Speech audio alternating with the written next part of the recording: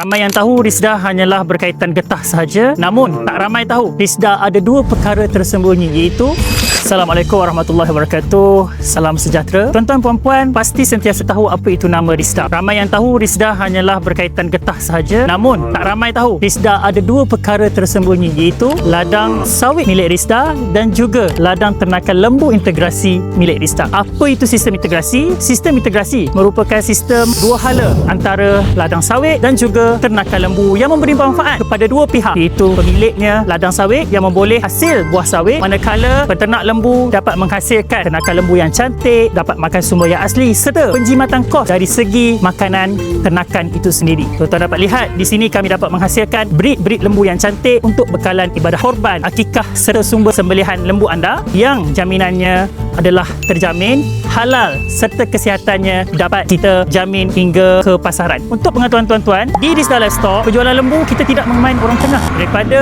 ladang terus kepada anda, yang mana kami pegang konsep from farm to table. Kualiti daging kami lagi cantik dan harganya lagi berpatutan. Malah ada antara kami punya ladang ternakan diisytiharkan bebas penyakit oleh Jabatan Perkhidmatan Veterina. Justru itu, jika anda menginginkan lembu untuk ibadah korban, akikah serta sembelihan untuk pelbagai acara, hubungi kami sekarang di nombor yang tertera untuk melihat kualiti daging yang kami bekalkan serta lembu yang kami bekalkan. Ingat, Risda Livestock, lembu yang sentiasa segar dari ladang.